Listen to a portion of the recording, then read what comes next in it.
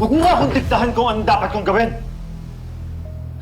I'm sick of seeing you in my house. Tapos pati dito makikita kita. Sa iba ka nalang maghanap ng trabaho. Dahil kahit magmakaawa ka pa sa akin, hindi kita ibabalik dito.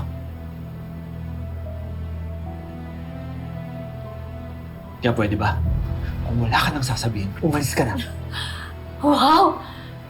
Masyado ka namang self-absorbed.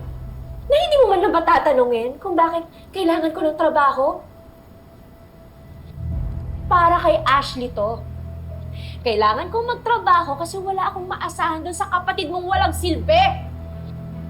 Eh kung tutusin nga, dapat maging masaya ka pa. Kasi nagkukusa ako kumilos at hindi ako umaasa doon sa Edward na yon. Tapos tinataboy mo pa ako ng ganito? Paolo, nagsusumikap ako para sa anak natin. Shut up, mamaya may makarinig sa'yo eh. Bakit ba palagi na lang yung Jasmine na lang iniintindi mo? Ano naman si Ashley? Anak mo rin siya!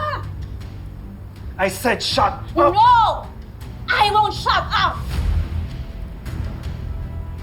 Ibubuking ko sa lahat ng tao dito na anak mo si Ashley kung hindi mo ibibigay ang gusto ko. Mamili ka.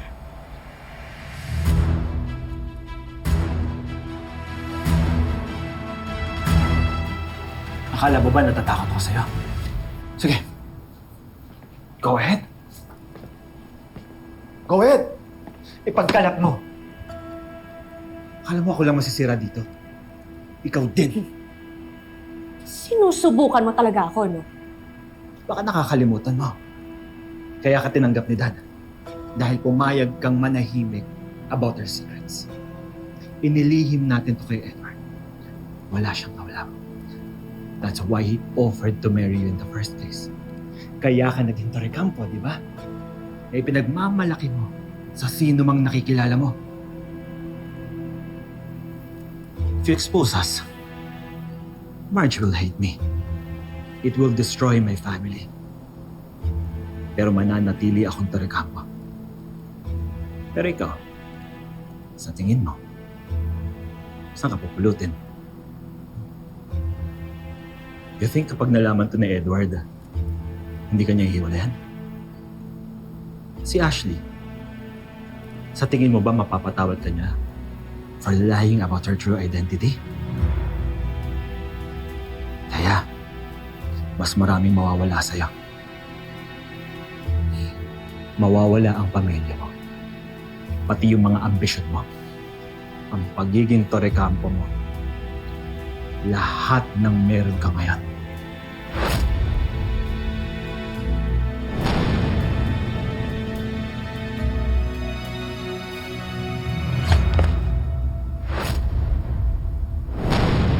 Huwag mong isipin na panalo ka, Paolo. You know me. I'm a fighter. Wala sa bokabularyo ko sumuko. So, hindi pa tapos ang usapan na to. I'll make sure na kapag bumalik ako, makukuha ko yung gusto ko.